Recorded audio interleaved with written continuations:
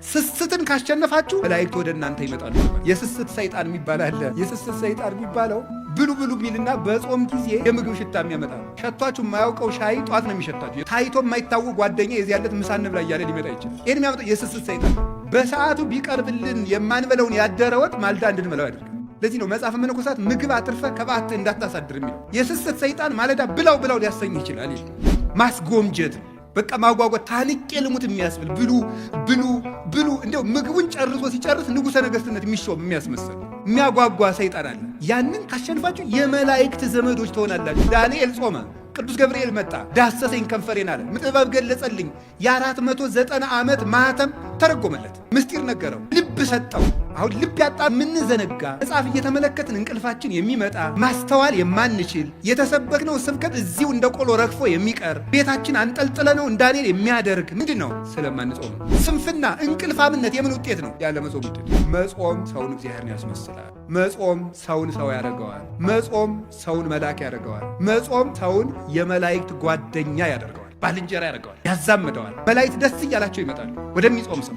መልአክ መሆን ከፈለጋችሁ፣ መላእክት ዘመድ መሆን ከፈለጋችሁ፣ እግዚአብሔር መምሰል ከፈለጋችሁ ጾሙ። ከእግዚአብሔር ጋር መነጋገር የሚፈልግ ይጾም። እግዚአብሔርን ከማነጋገር በላይ ምን እድል አለ? እግዚአብሔርን ለማነጋገር 100 ዓመትስ ብንራብ፣ እግዚአብሔርን ማነጋገር እኮ የነፍስ ጥጋብ እኮ ነው። እግዚአብሔርን ማየት፣ እሱን መስማት። እግዚአብሔር ንግግሩ ሰላም ነው፣ ልብን የሚያረጋጋ። የእግዚአብሔር ንግግር የሞት ማሰሪያን የሚቆርጥ ነው። ተራራን የሚያንቀጠቅጥ፣ ባህሩን የሚከፍል፣ አናብስትን የሚለጉም፣ እሳትን ጸጥ የሚያደርግ፣ መቃብርን ሳይከፈት ሙት የሚቀሰቅስ ነው። ጌታችን ኢየሱስ ክርስቶስ አልዓዛርን የቀሰቀሰው በቃሉ። እግዚአብሔርን መስማት ትልቅ ነገር ነው። እግዚአብሔርን መስማት ከፈለጋችሁ ጾሙ እስከ 9 ሰዓት። እግዚአብሔርን ምሰልተው መብላት እንስሳዊነት ነው። ስትጾም እግዚአብሔርን ነው የምትመስለው። ከፍ የምታደርግ ቤተክርስቲያን እኮ ናት። እንስሳ ከመምሰል መልአክ ወደ መምሰል፣ እግዚአብሔርን ወደ መምሰል ማሳደግ እኮ ነው። ጾም በራሱ ምንድን ነው ነው? ጾም ምንድን ነው? ጾም እንደምታውቁት መከልከል ማለት ነው። ጾም ብሂል ተካልኦተ ብእሲ እመብል ወኃጢአት። ጾም ማለት ከኃጢአትና ከምግብ መከልከል። ጾም ቢባል ቃል በቃል ሲተረጎም ጾም ማለት መከልከል፣ መታቀብ፣ መሰብሰብ፣ መቆጠብ ማለት ነው። መከልከል፣ መታቀብ፣ መቆጠብ፣ መሰብሰብ ነው ጾም ማለት። ይሄ ቃል በቃል ሲፈታ ቃል በቃል ጾም የሚለው ግሱ ዝም ብሎ ሲፈታ ቃሉ እንዲህ ይፈታል። መንፈሳዊ ትርጉም ሲሆን ደግሞ ከኃጢአት ከምግብ በታወቀ ጊዜ፣ በጊዜ ውቅ በታወቀ በተለካ በተሰፈረ ጊዜ ከመብልና ከኃጢአት መከልከል ጾም ይባላል። ለምንድን ነው ጾም የምንጾመው ነው? ጾም የሰው ልጅ የተፈጠረለት ዓላማ ነው። ይገርማችኋል የእግዚአብሔር ቤተሰቦች፣ ሰው የተፈጠረው ለመብልን አይደለም፣ የተፈጠረው ለጾም ነው። እና የምንጾመው ለምንድን ነው ካላችሁ ሰው ለመሆን ነው የምንጾመው። ኦሪት ዘፍጥረት ምዕራፍ 1 ቁጥር 26 ላይ እግዚአብሔርን በመጀመሪያ ሰማይና ምድርን ፈጠረ ይልና ምዕራፍ 1 ቁጥር 1 ላይ ምዕራፍ 1 ቁጥር 26 ላይ ምንድን ነው የሚለው? ንግበር ሰብአ በአርአያነ ወበአምሳሊነ፣ እግዚአብሔርም ሰውን በአርአያውና በአምሳላችን እንፍጠር አለ። በአርአያችን በአምሳላችን እንፍጠር አለ ይላል። ታውቃላችሁ ይሄን ጥቅሱን ማታውቁት ነው አይደለም።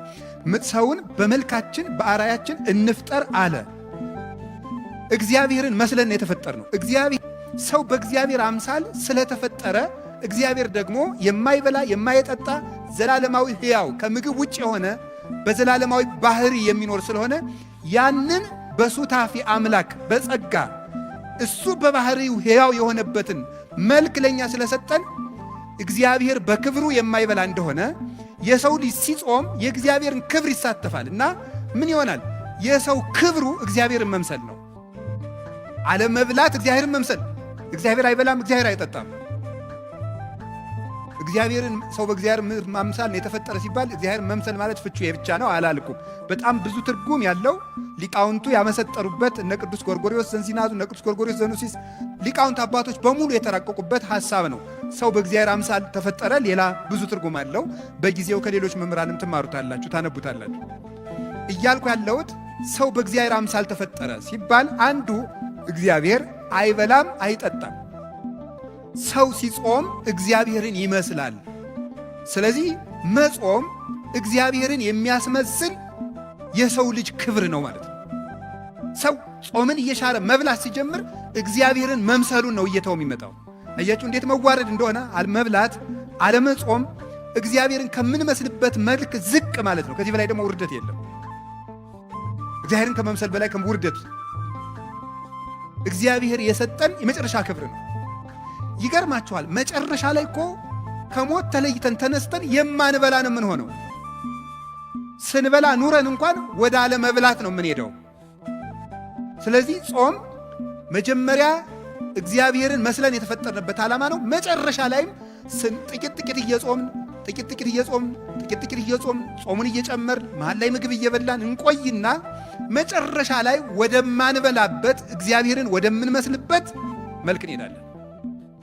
በሰማይ እያወስቡ ወይተዋሰቡ አላ ከመ መላእክት እግዚአብሔር ይነብሩ። በሰማይ አይበሉም፣ አይጠጡም፣ አያገቡም፣ አይጋቡም፣ እንደ ሰማይ መላእክት ይኖራሉ። ምግብ ያልፍና አለመመገብ ይቀጥላል።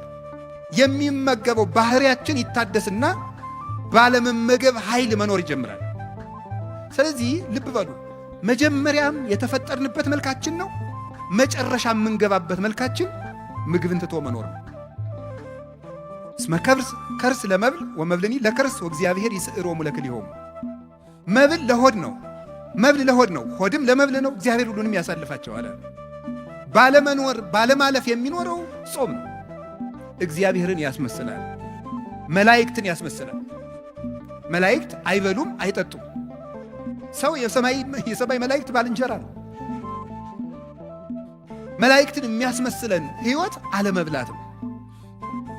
ይገርማቸዋል። ሰው የእግዚአብሔር ቤተሰቦች በጣም ሰው ልዩ ፍጡር ነው።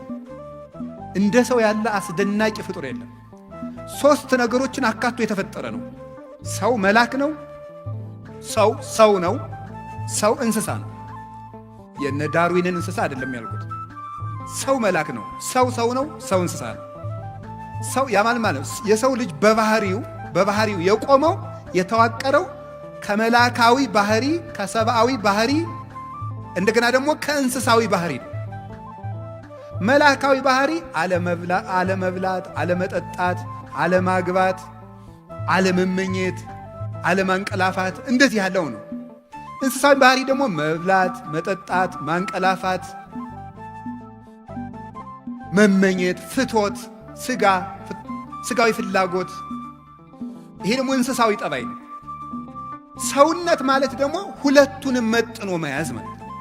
ይኸውልህ ሰው መላካዊ ባህሪ ያለው፣ ሰው እንስሳዊ ባህሪ ያለው። መላካዊ ባህሪ የመላክ ብቻ ነው። እንስሳዊ ባህሪ የእንስሳ ብቻ ነው። ሰው መሆን ግን መላካዊ ባህሪንም ሰብአዊ ባህሪንም እንስሳዊ ባህሪንም መያዝ ነው። መላካዊ ባህሪ አለመብላት፣ አለመጠጣት፣ እንስሳዊ ባህሪ መብላት፣ መጠጣት። ሰውነት ደግሞ ማለት መላክም መሆን እንስሳም መሆን ማለት ነው። እንስሳዊ ባህሪ እንዳይጎዳ ትበላለህ፣ ትጠጣለህ፣ ታንቀላፋለህ፣ ትተኛለህ፣ ትነሳለህ፣ ታርፋለህ፣ ትመኛለህ። ሁሉም በመጠን ይደረጋል። መላካዊ ባህሪ ደግሞ መብላት አይፈልግም። ሰው 2 የሚጎዱ ባህሪያት ነው ያሉት። ዝም ብሎ የማይበላ ቢሆን እንስሳዊ ባህሪው ይጎዳና መራመድ ያቅተዋል፣ መስራት ያቅተዋል፣ ማሰብ ያቅተዋል፣ መተንፈስ ያቅተዋል፣ ሁሉ ነገር ማከናወን ያቅተዋል። ሰው ደግሞ እንስሳዊ ባህሪውን ብቻ ቢከተል ደግሞ ምን ይሆናል? ማቀድ ያቅተዋል፣ ሰማያዊ ነገር ማሰብ ያቅተዋል፣ መንጻት ያቅተዋል፣ ዝሙት ይሰለጥንበታል፣ ራሱን መግዛት አይችልም። ስለዚህ ምንድን ነው ማድረግ ያለበት? ሰው ነው ዝም ብሎ ሲበላ መላካዊ ባህሪው ይጎዳል። ዝም ብሎ ደግሞ አልበላም ቢል እንስሳዊ ባህሪው ይጎዳል፣ መቆም አይችልም፣ ይታመማል፣ ይሞታል። ምንድን ነው ማድረግ ያለበት? የሰው ልጅ 2 ምግብ ነው የሚያስፈልገው። ለመላካዊ ባህሪው መጾም አለበት። ለሰብአዊ ባህሪው ወይም ደግሞ ለእንስሳዊ ባህሪው መብላት አለበት። ለእንስሳዊ ባህሪው መመገብ አለበት። ለመላካዊ ባህሪው መጾም አለበት። ሰው በአንድ ነገር ብቻ ከኖረ መኖር አይችልም ነው። ሰው ነን እኛ። ሰው ይሄንን ያካተተ ነው። እንግዲህ የእግዚአብሔር ቤተሰቦች አሁን የግራ ጎናችሁ በቁስል ነፍሮ በስብሶ የቀኝ ጎናችሁ ብቻ እድሜ ቢቀጠልለት ይጠቅማችኋል እንዴ? አይጠቅም።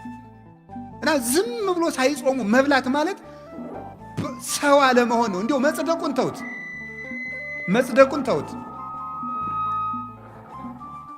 መጽደቁን መንግሥተ ሰማያት መግባቱ ጽድቅና ኩነኔ ገሃነምና መንግሥተ ሰማያትን ተውት።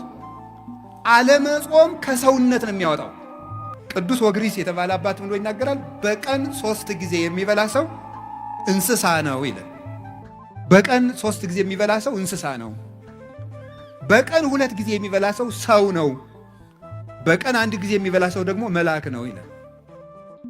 ይኸው እግዚአብሔር ቤተሰቦች፣ አሁን ሰው መብልን እየቀነሰ ሲሄድ መልአካዊ ባህሪው ነው የሚሰለጥነው።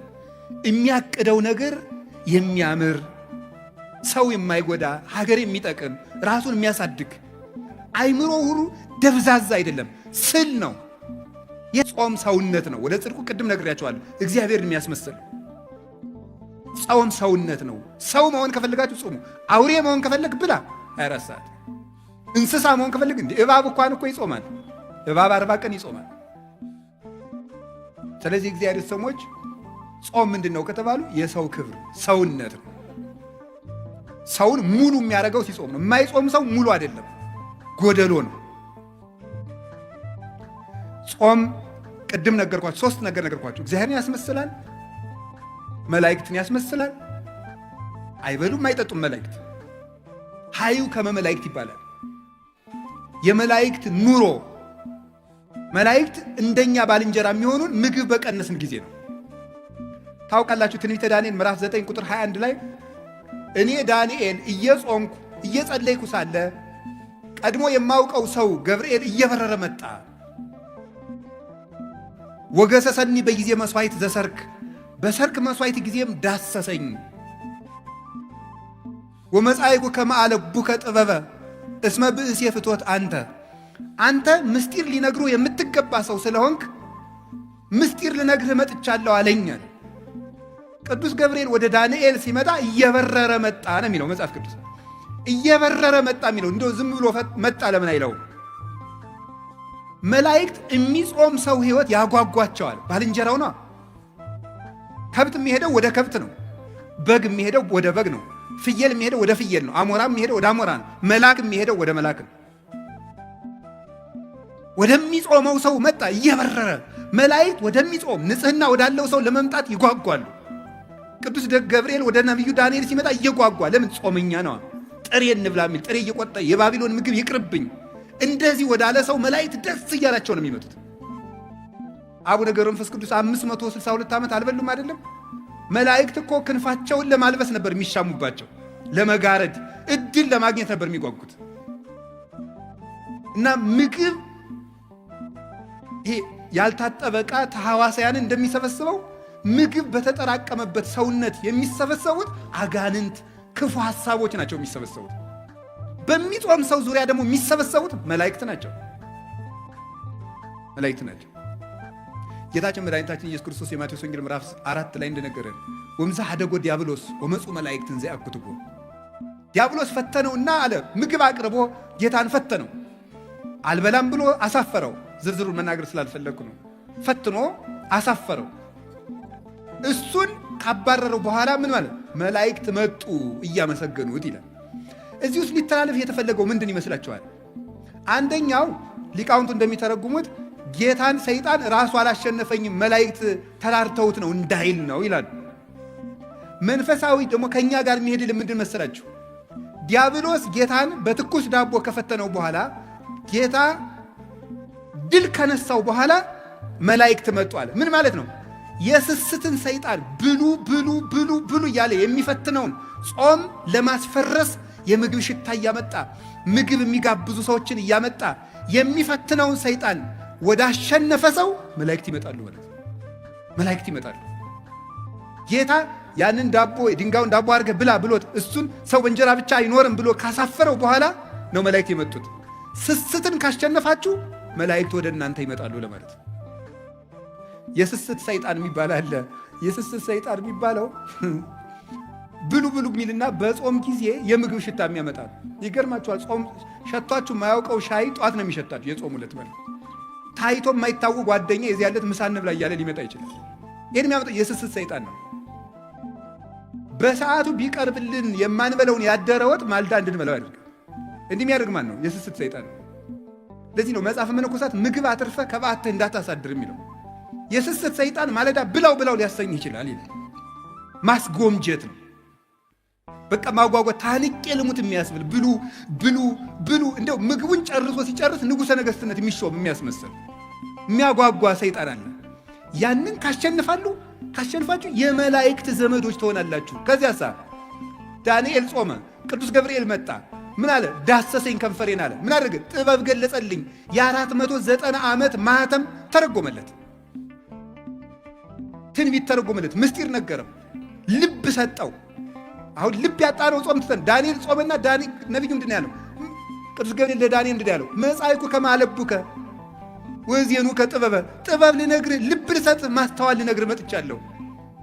አሁን የምንዘነጋ መጽሐፍ እየተመለከትን እንቅልፋችን የሚመጣ ማስተዋል የማንችል የተሰበክነው ስብከት እዚሁ እንደ ቆሎ ረግፎ የሚቀር ቤታችን አንጠልጥለነው እንዳኔል የሚያደርግ ምንድን ነው? ስለማንጾም ነው። እግዚአብሔር ንግግሩ ሰላም ነው፣ ልብን የሚያረጋጋ የእግዚአብሔር ንግግር የሞት ማሰሪያን የሚቆርጥ ነው። ተራራን የሚያንቀጠቅጥ ባህሩን የሚከፍል አናብስትን የሚለጉ እሳትን ጸጥ የሚያደርግ መቃብርን ሳይከፈት ሙት የሚቀሰቅስ ነው። ጌታችን ኢየሱስ ክርስቶስ አልዓዛርን የቀሰቀሰው በቃሉ ነው። እግዚአብሔርን መስማት ትልቅ ነገር ነው። እንግዲህ እግዚአብሔርን መስማት ከፈለጋችሁ ጾሙ እስከ 9 ሰዓት። እግዚአብሔርን ለማግኘት እንዲያው ለምን ቀኑን ሙሉ አንራብ? አሁን ሸክም አይደለም፣ እግዚአብሔር ሸክም እያከበደብን። አሁን ብዙ ሰው የሚመስለው ከኢትዮጵያ ኦርቶዶክስ ተዋሕዶ ክርስቲያን ውጭ የሆነ ሰው የሚያስበው ምንድን ነው? ኦርቶዶክስ ሸክም እየጫነ የለም፣ ሸክም እያቀለለችልን ነው። እግዚአብሔርን ምሰልተው መብላት እንስሳዊነት ነው። ስትጾም እግዚአብሔር ነው የምትመስለው። ከፍ የምታደርግ ቤተክርስቲያን እኮ ናት። እንስሳ ከመምሰል መልአክ ወደ መምሰል እግዚአብሔርን ወደ መምሰል ማሳደግ እኮ ነው። ሰውነትን ከፍ ማድረግ ነው። የሰው ልጅን ባህሪ የሚያከብር ነገር እኮ ነው ይሄ። እዚህ የእግዚአብሔር ቤተሰቦች ከፍጥረት ሁሉ የከበረ ማን ነው? ሰው በሉ። የሰው ክብሩ ምግብ አይደለም ማለት። ትልቁ ፍጥረት ትንሽ ይበላል፣ ያነሰው ፍጥረት ትልቅ ይበላል። ለምን? ትልቁ ፍጥረት ትንሽ የሚበላበት ምክንያት የሰው ክብሩ ምግብ ስላልሆነ። አሳማ ብዙ ይበላል። አሳማን ግዛ ተብሎ የተፈጠረው የሰው ልጅ ግን ትንሽ ይበላል። አህያ ብዙ ይበላል። አህያን የሚነዳት የሰው ልጅ ግን ትንሽ ይበላል። አንድ አቅማዷ ፉርሽካ የበላችውን አህያ ግማሽ እንጀራ የበላ ሰውዬ ነው የሚነዳት። አየው፣ ሆድ አያከብርም ጌታዬ። ሆድ ያስነዳል እንደ አህያ። ሙት ከልብ እኮ ነው፣ እውነቴን እኮ ነው። ሆድ እንደ አህያ ነው የሚያስነዳ። ሆዳም ከሆናችሁ ትነዳላችሁ። እውነቴን ነው። ገባችሁ? ሆድህን ከቀነስክ ትመራለህ ማለት ነው። ሆዳም ከሆንክ ትነዳለህ። እንደዚህ ነው የምትሆነው። ሆዳም ሰው ጊዜም እንደተነዳ ነው የሚኖረው። የራሱ ሀሳብ የለውም። አህያ ምን ሀሳብ አላት? ምንዳት ነው። አቱኑ እንደዚያ ጹሙ። ከጾምን ነው እግዚአብሔር የሚያከብረን። ከቃሉ ጋር ናችሁ? ከቃሉ ጋር ናችሁ ወይ? አዎ። እግዚአብሔር ከሁላችን ጋር ይሁን። እግዚአብሔርን የመነጋገሪያ ጾም ሙሴ ገዛ ምን አደረገ? 40 ቀን ጾመ። ከግንባሩ ላይ ብርሃን ሳለበት እግዚአብሔር። የእግዚአብሔር ብርሃን እንዲሳልብን የሚያደርግ ጾም ነው ይሄ ጾም። የእግዚአብሔርን ብርሃን፣ ያንን ብርሃን ከመልበስ በላይስ ምን አለ? ያ ብርሃን ባለበት ደግሞ መኑ ዘይደምሮ ለብርሃን ውስተ ጽልመት፣ ጨለማን ከብርሃን ጋር አንድ የሚያደርገው ማን ነው አለ ቅዱስ ጳውሎስ። እንግዲህ ተመልከቱ፣ ስንጾም የእግዚአብሔር ብርሃን በእኛ ላይ ይሳላል። የእግዚአብሔር ብርሃን በእኛ ላይ ሲሳል ደግሞ ጨለማው ዲያብሎስ ከእኛ ጋር ህብረት የለውም። ቤታችን መበጥበጥ አይችልም። አይምሯችን መበጥበጥ አይችልም። ለምን? ብርሃን ለብሰናል። ሙሴ ብርሃን ለብሶ ሲመጣ ታች የነበሩት ጣዖታት ተሰባበሩ። የሚጾም ሰው የሐሰት አማልክትን ይሰብራል፣ አጋንንትን። ብርሃን መልበስ ከፈለጋችሁ ጹሙ፣ መጨለም ከፈለጋችሁ ብሉ። የሚጾም ሰው የብርሃን ልጅ ነው። ሙሴ ጾመና ምን አደረገ? ከእግዚአብሔር በ10 ጣቶቹ የተጻፈ ምን ሰጠው? ታቦት። አስደናቂ ንግግር ነው እኮ አላችሁ እንዴ!